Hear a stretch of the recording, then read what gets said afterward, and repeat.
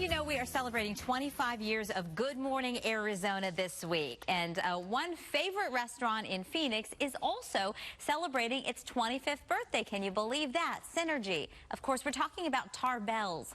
But a lot has changed in the food scene since 1994. When longtime food journalist Howard Seftel started writing about the Phoenix food scene in the 1990s, he wasn't sure he'd even have enough restaurants to review every week. Back then, he says diverse cuisine was limited. But in those days, I was doing things like bakeries, food courts, sandwich shops. And the one distinguishing thing we had were high-class resorts with very, very fancy restaurants. But as more people with different backgrounds moved to the valley, so did the new flavors. We have something like 45 or 50 different countries represented. Entrepreneurs understood that we can build restaurants and they will come, and they did. Too bad there isn't smell-o-vision and taste-o-vision. After retiring, Seftel took his words to the small screen with a YouTube series about the Phoenix culinary scene. When he finally got to meet one of the restaurateurs who was just starting out in 1994, Mark Tarbell. I had 3 goals: stay open, be a big contributor to my community, and number 3 is going to be a shocker: stay open. The fine dining restaurant had white tablecloths but served everyday comfort food. Tarbell says consistency is what keeps people coming back at a time when diners have more options than ever. The first thing I ever served in this building before it was even open was salmon.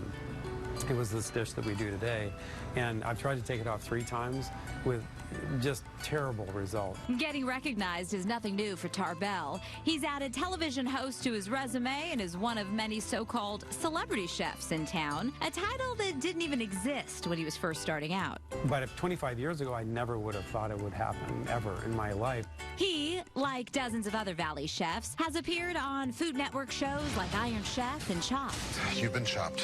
Judges? There's way more talent and more sophistication at every level from the people coming up in the industry. And today, that talent comes in many forms. The rise in food trucks over the last 2 decades proves success no longer requires formally trained chefs, and it launched a new venture in the Phoenix food scene, the Street Food Festival. That they are successful here in Phoenix without a pedestrian culture kind of speaks to our love of food and our sense of adventure with the food scene here in town. David Tida started the Arizona Taco Festival 10 years ago when there was only 10 trucks in town total. Now he says there are more than 300. And they decide, I'm going to live the dream. I'm going to quit my corporate job and I'm going to hit the road and do my food truck thing. Tida says he's witnessed a major change since he moved in the Valley in '94, especially impressed by how young people are more into food than ever. I think about college kids today, and they're going for high-end tacos. They're sitting down for